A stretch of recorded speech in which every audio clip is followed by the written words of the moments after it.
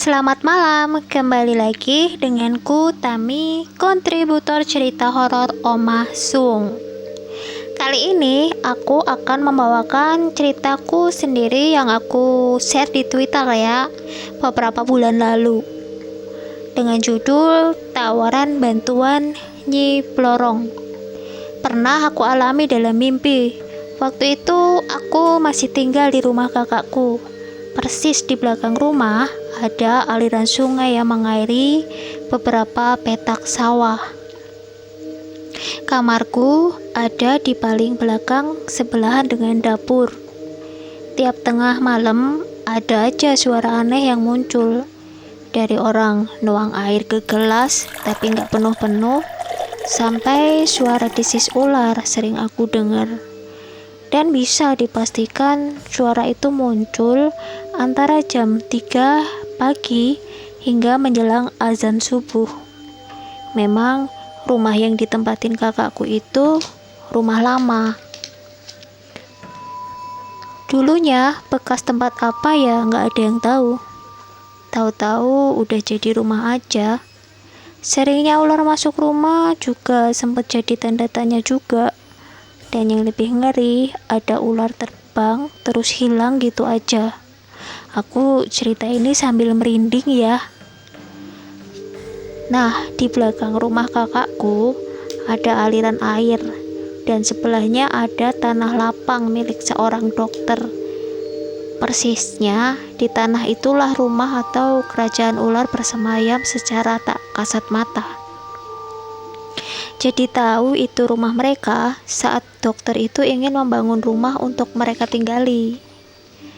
Nah, pada saat proses pembangunan, selalu aja ada ular yang keluar dari dalam tanah. Pokoknya serem lah. Nah, Pak dokternya bingung kok bisa gitu. Meski sebetulnya mereka nggak percaya sama hal begituan. Tapi waktu ada tukang kesurupan, baru deh panik nyari orang pinter buat nyembuhin. Waktu itu warga juga bingung, soalnya orang yang kesurupan minta minum, katanya haus.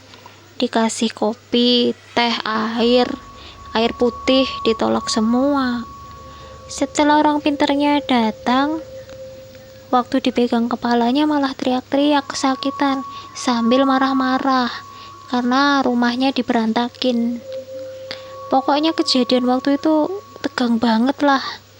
Selang setengah jam, entah pakai negosiasi apa, antara orang pinter dengan jin penunggu itu berangsur-angsur sadarlah Pak tukang itu. Ya meski masih lemes, karena sulitnya menetralisir energi negatif dari penunggu tanah itu. Sementara itu, orang pintarnya diskusilah sama pemilik tanah itu. Beliau mengatakan bahwa di tanah itu adalah kerajaan mereka. Ada baiknya dicarikan tempat dulu sebelum memulai proses pembangunan. Karena si pemilik awam sama hal begituan, mereka menyerahkan tugas itu pada orang yang ngerti. Setelah itu dilakukanlah ritual. Beliau memindahkan rumahnya di dekat tandon air persis di belakang rumah kakakku. Makanya aku sering dengar hal aneh-aneh. Sebelum ke cerita mimpi, aku ceritain yang tentang Pak tukangnya lagi ya. Nah, setelah proses pembangunan rumah terus berjalan, satu hari selang terjadinya kesurupan, semua tampak berjalan normal. Masing-masing sibuklah dengan pekerjaannya. Kejadian ini yang semakin bikin ngeri karena menghilangkan nyawa salah satu tukang di situ. Pokoknya nggak nyangka lah. Ternyata rasa haus saat salah satu tukang kesurupan itu adalah tumbal nyawa. Ya, mereka ingin minum darah. Peristiwa itu terjadi sekitar jam 3 sore, sehabis hujan deras kalau nggak salah. Salah satu tukang itu naik ke atap rumah dengan membawa lonjoran besi panjang dan gak sengaja nyenggol kabel listrik di sebelah kanannya. Sontak kesetrum lah Pak tukang itu dengan tegangan listrik yang tinggi. Orang-orang yang lihat ya cuma teriak-teriak. karena beliaunya ada di atas atap. Ya bisa dibayangkan lah orang sedang sakaratul maut itu gimana. Berdapatan dengan itu padamlah listrik seketika. Pak tukangnya meninggal di tempat dengan kondisi mengenaskan. Beliau orang Magelang, orang nggak punya juga, dan anaknya masih kecil-kecil. Sepemilik nggak tinggal diam. Adanya peristiwa itu memang di luar perkiraan. Mereka nggak nyangka juga proses pembangunan rumahnya memakan korban jiwa. Pak dokter selaku pemilik tanah segera mengurus kepulangan jenazah korban dan memberi santunan untuk pihak keluarga. Mau gimana lagi kalau memang sudah takdirnya harus ikhlas menerimanya. Setelah kejadian itu, barulah aku mimpi. Dalam mimpi, aku kayak dibawa terbang. Hampir mirip orang sedang astral projection. Alam gaib itu kalau menurut penglihatanku dalam mimpi, di sana itu remang, senyap, nggak ada angin, dan kaki itu rasanya nggak napak tanah. Mereka itu seperti membawa aku terbang, melewati perbukitan yang penuh pohon-pohon hijau, tapi aku sama sekali nggak merasakan dingin, karena memang nggak ada angin sama sekali. Akhirnya aku berhenti di sebuah pohon yang besar banget. Tingginya pohon itu juga nggak wajar, pokoknya tinggi banget lah. Batang pohon itu juga memiliki diameter yang gak kalah gedenya. Dan yang bikin aku merasa takut, di bawah pohon itu banyak ular yang gak terhitung jumlahnya, mungkin ada ribuan itu. Tapi mereka gak menggigit kakiku, cuma merayap mengitari seputaran pohon itu. Di pohon yang paling besar itu ada salah satu ekor ular, ukurannya besar banget. Sisiknya hijau keemasan. Saat aku lihat masih berwujud ular. Lama-kelamaan muncul asap dan berubah menjadi putri cantik banget. Rambutnya panjang, pakai mahkota, kain jarik warna coklat motif dan kemben hijau. Dan selendang kuning melingkar di pinggang. Mungkin kalau secara kasat mata selendang kuning itu mirip ular yang warnanya kuning emas.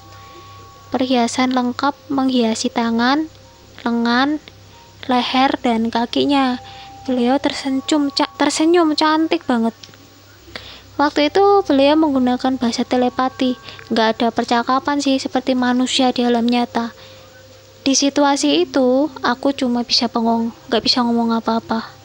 Mulut rasanya terkunci. Mau lari tapi kemana orang kondisi mimpi. Seingatku beliau berkata seperti ini. Apakah kamu butuh bantuanku? Aku nggak jawab, cuma diam aja. Dalam hati ya sambil baca doa. Di saat kita dihadapkan pada sesuatu di luar nalar, memang membuat pikiran serasa kebalik juga. Tapi aku ingat pesan ibuku, rezeki itu datangnya dari Tuhan. Hanya Tuhan yang bisa membantu kita. Setelah mimpi itu jadi sering melamun. Akhirnya aku cerita sama kakakku. Dan ternyata kakakku juga ngalamin hal yang sama. Didatangin juga lewat mimpi. Wujudnya putri cantik tapi badannya ular. Hanya saja beliau datang ke rumah. Nampak di depan kakakku lewat mimpi. Menurut kakakku dalam mimpinya itu di depannya banyak perhiasan dan benda berharga lainnya. Dan ada satu kalung tasbih di sebelah perhiasan dan benda berharga itu.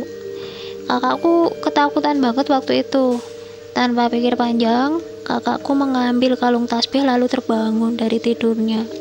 Sekitar jam 2 dini hari. Kalau dipikir banyak orang nyari pesugihan sampai melakukan ritual dan mendatangi tempat-tempat seperti itu. Mereka meminta, bukan ditawari. Nah, yang bikin aku aneh di sini kenapa beliau menawarkan bantuan itu. Aku nggak pernah kepikiran untuk hal-hal seperti itu soalnya. Dan secara langsung dalam mimpi, aku melihat luasnya daerah kekuasaan beliau. Ini kisah benar-benar aku alami sekitar beberapa tahun silam sih. Oke, sampai di sini aja ya ceritaku. Semoga kita tetap ada di jalan Allah. Sampai jumpa di cerita selanjutnya. See you next.